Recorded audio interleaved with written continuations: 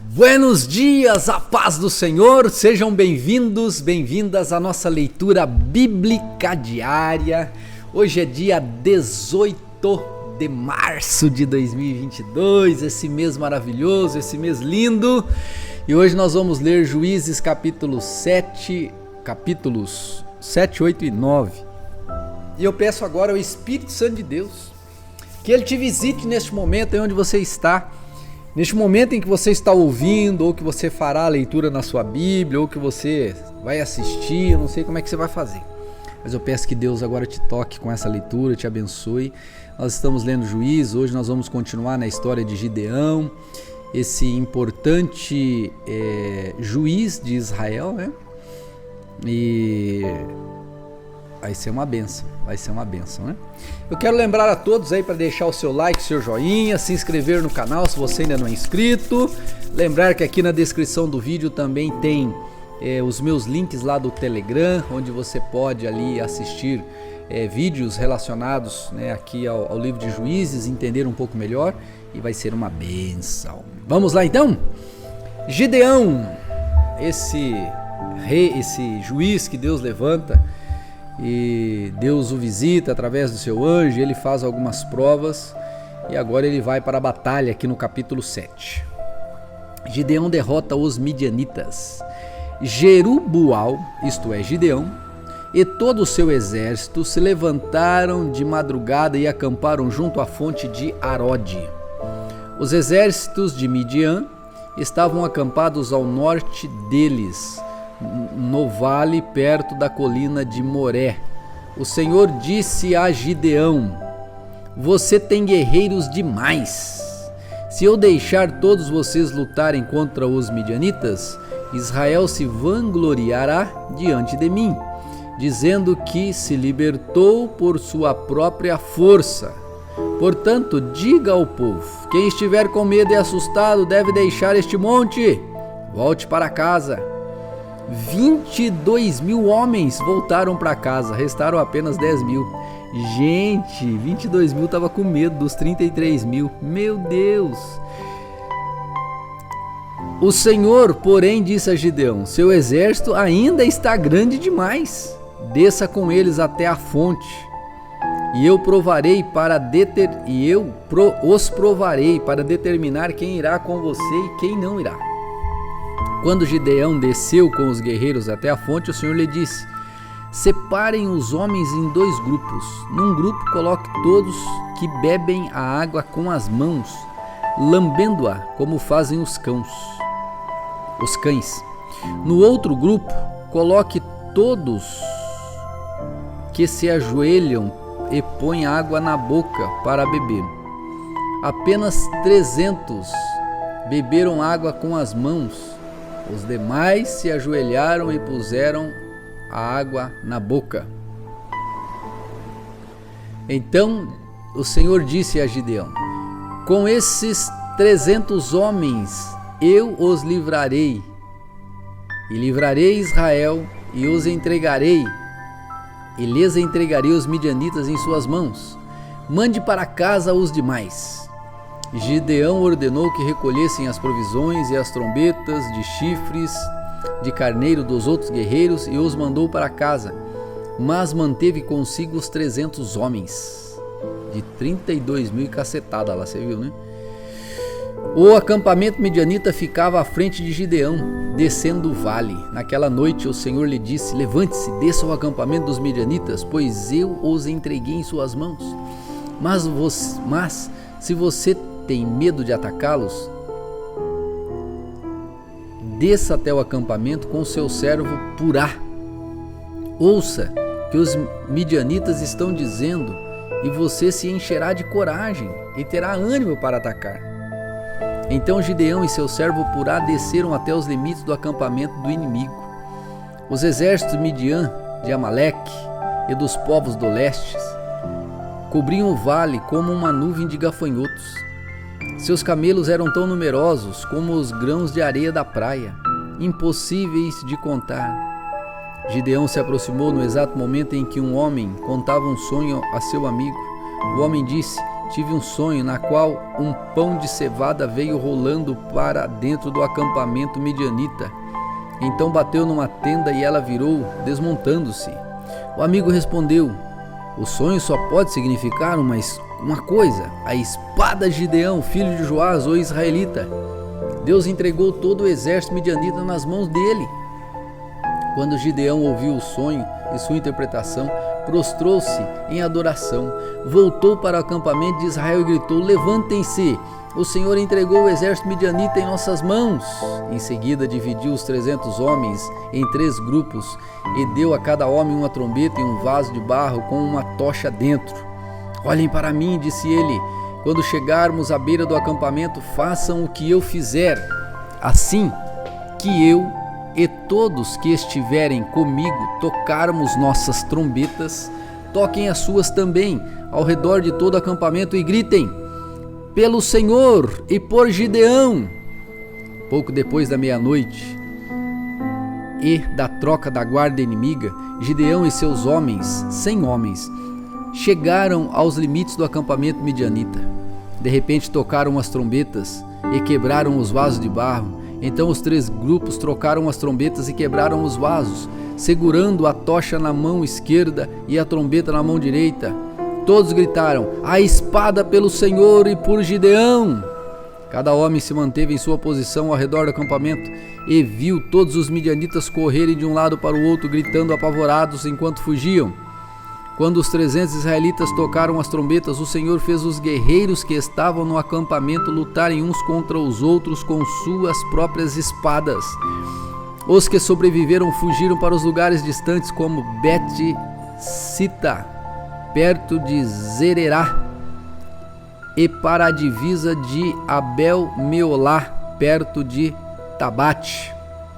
Então Gideão convocou os guerreiros de Naftali, Azer e Manassés, que se juntaram aos demais para perseguir o exército midianita. Gideão também enviou mensageiros a toda a região montanhosa de Efraim, dizendo: desçam e ataquem os midianitas. Não permita que eles cheguem aos pontos mais rasos da travessia do Jordão em Bet-Bará. Todos os homens de Efraim obedeceram, capturaram Oreb e Zeeb, os 2 comandantes midianitas. Mataram Oreb na tocha de Oreb e Zeeb na prensa de uvas de Zeeb. Depois continuaram a perseguir os midianitas. Por fim, levaram a cabeça de Oreb e Zeeb para Gideão, que estava do outro lado do Jordão. Capítulo 8. Então os homens da tribo de Efraim perguntaram a Gideão: por que você nos tratou desta forma? Por que não nos chamou para lutar com os midianitas? E o repreenderam duramente. Gideão, porém, respondeu: o que eu fiz em comparação a vocês? A sobra das uvas da colheita de Efraim não são as melhores de toda a colheita do pequeno clã de Abiezer? Deus entregou em suas mãos Oreb e Zeeb, os comandantes do exército midianita. O que eu fiz em comparação a isso? Quando ouviram a resposta de Gideão, a indignação dos homens de Efraim diminuiu. Então Gideão atravessou o rio Jordão com os 300 homens e, embora tivessem exaustos, continuavam a perseguir o inimigo. Quando chegaram a Sucote, Gideão pediu ao povo da cidade: por favor, dê-me um pouco de comida aos meus guerreiros. Eles estão cansados. Estou perseguindo Zeba e Zalmuna, reis de Midian. Mas os líderes de Sucote responderam: Primeiro capture Zeba e Zalmuna, e então daremos comida ao seu exército. Muito bem, disse Gideão. Depois que o Senhor entregar Zeba e Zalmuna em minhas mãos, voltarei e rasgarei a carne de vocês com espinhos e com espinheiro do deserto. Dali Gideão subiu a Peniel, onde também pediu comida, e recebeu a mesma resposta. Disse ele ao povo de Peniel: quando eu voltar vitorioso, derrubarei esta torre. A esta altura, Zeba e Zalmuna estavam em Carcor,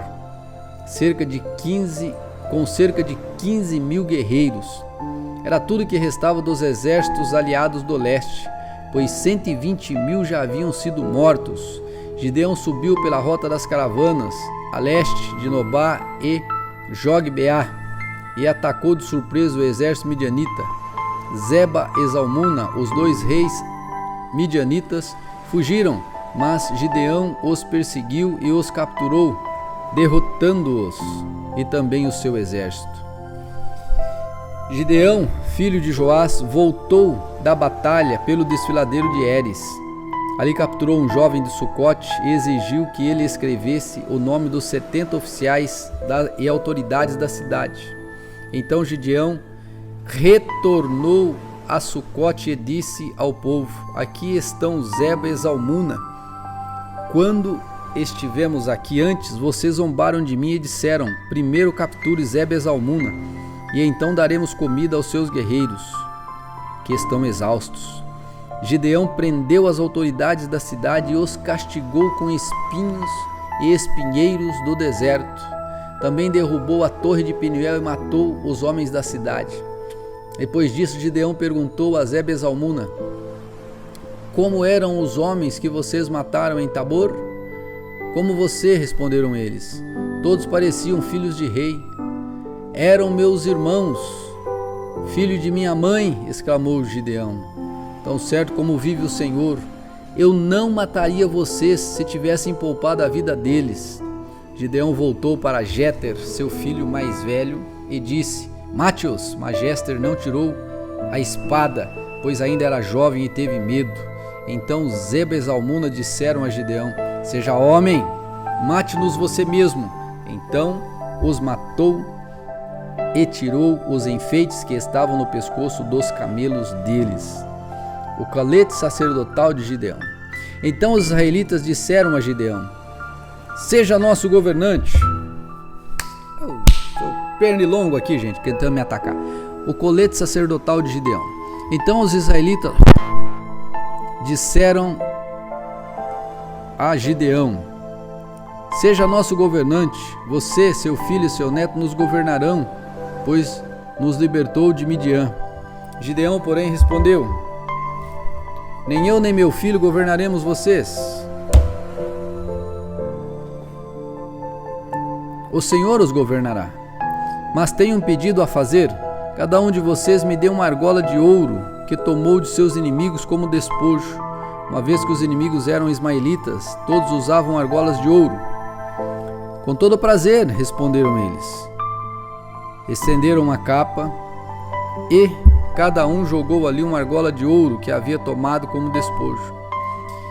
O peso das argolas de ouro totalizou um pouco mais de 20 quilos, sem contar os enfeites e os pendentes e as roupas de púrpura que os reis de Midian utilizavam, além das correntes que estavam no pescoço deles e dos seus camelos.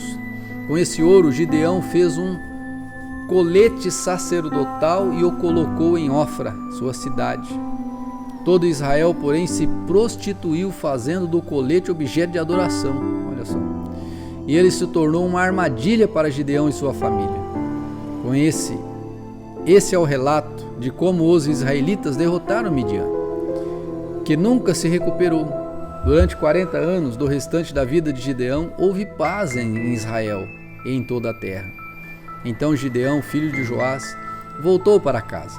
Gerou 70 filhos do sexo masculino e teve muitas esposas. Também teve uma concubina em Siquém, que deu à luz a um filho, a quem ele chamou de Abimeleque. Gideão, filho de Joás, morreu quando era muito idoso e foi sepultado no túmulo de seu pai, Joás, em Ofra, no território e no clã de Abiezer. Logo depois da morte de Gideão, os israelitas se prostituíram, adorando as imagens de Baal e fazendo de Baal Berite o seu Deus. Os israelitas se esqueceram do Senhor, o seu Deus, que os havia livrado de todos os inimigos ao redor. Também não demonstraram lealdade alguma para com a família de Jeruboal, isto é, Gideão, apesar de todo o bem que ele havia feito a Israel. Capítulo 9, último desse dia. Abimeleque governa sobre Siquém. Certo dia, Abimeleque, filho de Gideão, foi a Siquém visitar os seus irmãos, irmãos de sua mãe, e disse a eles e aos demais membros do seu clã materno: se perguntarem aos líderes de Siquém se preferem ser governados por todos os 70 filhos de Gideão ou por um homem só. Ou melhor, perguntem aos líderes de Siquém se preferem ser governados por todos os 70 filhos de Gideão ou por um homem só. E lembre-se de que eu sou da mesma carne e do mesmo sangue de vocês. Então os tios de Abimeleque transmitiram sua mensagem a todos os líderes de Siquém, que depois de ouvirem a proposta decidiram em favor de Abimeleque, pois era parente deles. Deram-lhe 70 moedas de prata do templo de Baal-Berite, que ele usou para contratar indivíduos preocupados ou desocupados e desordeiros que concordaram em segui-lo. Ele foi à casa de seu pai em Ofra e ali, sobre uma pedra, matou todos os seus 70 meio-irmãos, filhos de Gideão, exceto Jotão, o filho mais novo, que fugiu e se escondeu. Então os líderes de Siquém e Bet-Milo convocaram uma reunião debaixo do carvalho, perto da coluna, em Siquém, e proclamaram Abimeleque rei. Parábola de Jotão. Quando Jotão soube disso, subiu no topo do monte Gerizim e gritou: ouçam-me, cidadãos de Siquém, ouçam-me se querem que Deus os ouça. Certa vez as árvores resolveram ungir um rei. Primeiro disseram à oliveira: seja meu rei. Mas a oliveira se recusou e disse: devo deixar de produzir óleo que agrada a Deus e às pessoas, só para ser a mais alta das árvores que o vento agita? Então disseram à figueira: seja nosso rei.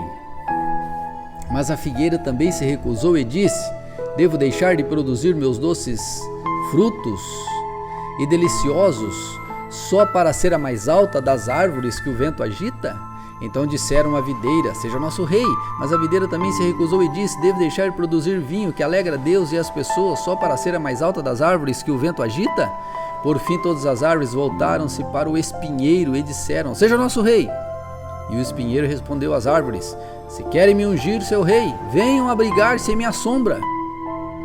Se não, saiam logo daqui e queime os cedros do Líbano.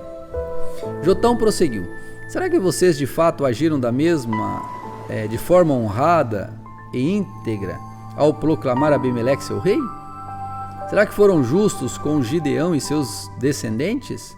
Vocês o trataram como ele merece, tendo em vista tudo que ele realizou? Meu pai lutou por vocês e arriscou a vida para libertar dos midianitas, mas hoje vocês se rebelaram contra ele e seus descendentes e mataram seus 70 filhos sobre uma pedra. Escolheram Abimeleque, filho da escrava dele, para ser rei, só porque ele é seu parente. Se hoje agiram de forma honrada e íntegra com Gideão e seus descendentes, então que sejam felizes com Abimeleque e ele seja feliz com vocês. Mas se não o fizeram, então que saia fogo de Abimeleque e queime os líderes de Siquém e Bet-Milo, e saia fogo dos líderes de Siquém e Bet-Milo e queime Abimeleque. Então Jotão fugiu para morar em Beer, pois tinha medo de seu irmão Abimeleque. Siquém se rebela contra Abimeleque. Depois que Abimeleque havia governado Israel por 3 anos, Deus enviou um espírito que gerou discórdia entre Abimeleque e os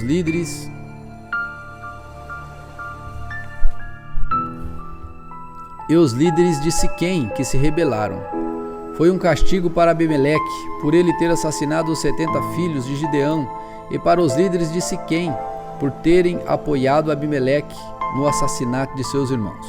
Os líderes de Siquém prepararam uma emboscada para Abimeleque no alto dos montes e assaltaram todos os que passavam por ali.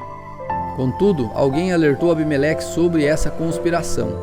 Nessa época, Gaal, filho de Ebebe, se mudou para Siquém com seus irmãos e ganhou a confiança dos líderes da cidade. Depois de irem ao campo, colherem as uvas e pisarem nelas, realizaram uma festa da colheita no templo do deus local.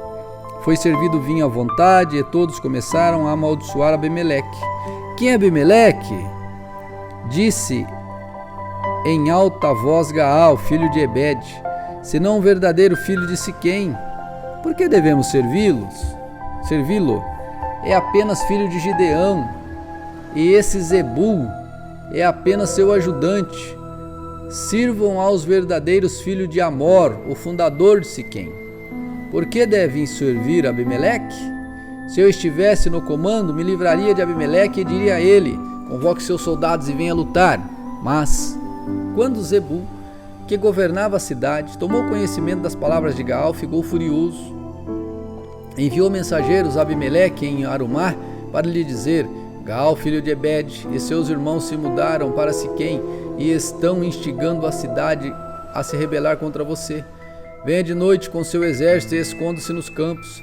Pela manhã, assim que o sol nascer, ataque a cidade. Quando Gaal e aqueles que o acompanham saírem para lutar com você, faça com eles o que desejar. Então Abimeleque e todos os seus homens saíram à noite, dividiram-se em 4 grupos e armaram uma emboscada ao redor de Siquém. Gaal, filho de Ebede, estava à porta da cidade quando Abimeleque e seu exército saíram de seus esconderijos. Quando Gaal os ouviu, disse a Zebul: olhe, há pessoas descendo do alto das colinas. Zebul respondeu: são apenas as sombras dos montes, que se parecem com homens. Mas Gaal insistiu: não, são pessoas descendo das colunas, e outro grupo vem pela estrada que passa pelo carvalho dos adivinhos. Zebul se voltou para ele e perguntou: onde foi parar toda a sua conversa? Não foi você que disse: quem é Abimeleque e por que deveríamos servi-lo? Os homens dos quais você zombou estão logo ali do lado de fora da cidade. Sai e lute com eles. Então Gaal marchou à frente dos líderes de Siquém para a batalha contra Abimeleque. Abimeleque perseguiu Gaal e muitos homens de Siquém foram feridos e caíram pelo caminho enquanto recuavam até o portão da cidade. Abimeleque voltou a Arumá e Zebul expulsou Gaal e seus irmãos de Siquém. No dia seguinte, o povo de Siquém saiu para guerrear nos campos. Abimeleque soube disso, dividiu seus homens em 3 grupos e armou emboscadas nos campos. Quando Abimeleque viu o povo sair da cidade, ele e seus homens saíram de seus esconderijos e atacaram. Abimeleque e seu grupo tomaram de assalto o portão da cidade para impedir que os homens de Siquém voltassem para dentro. Enquanto isso, os outros 2 grupos atacaram e mataram aqueles que estavam nos campos.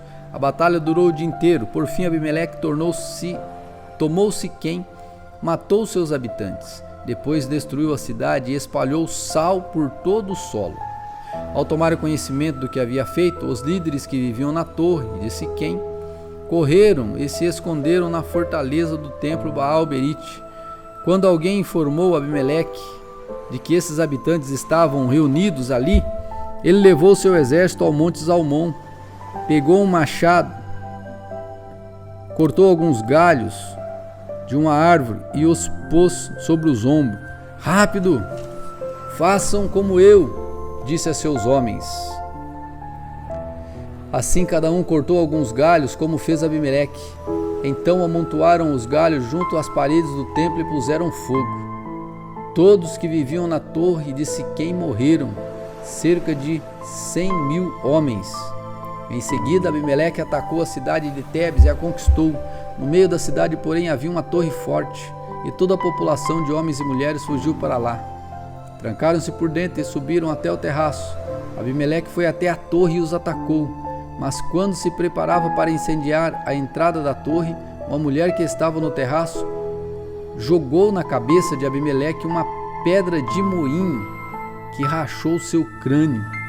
Sem demora, ela disse ao seu jovem escudeiro: tire a espada e mate-o. Assim ninguém dirá que uma mulher matou Abimeleque. O jovem o atravessou com sua espada e ele morreu. Quando os israelitas viram que Abimeleque estava morto, debandaram e voltaram para casa. Desse modo, Deus castigou Abimeleque pelo mal que ele havia feito a seu pai, matando os 70 irmãos. Deus também castigou os homens de Siquém por toda a sua maldade. Assim cumpriu-se a maldição de Jotão, filho de Gideão. Esta é a palavra do Senhor para hoje, meu povo. Lembra de deixar o seu like, seu joinha e lembra também de se inscrever aqui no canal e vamos em frente, pois Deus tem mais para nós. Deus te abençoe, fique na paz.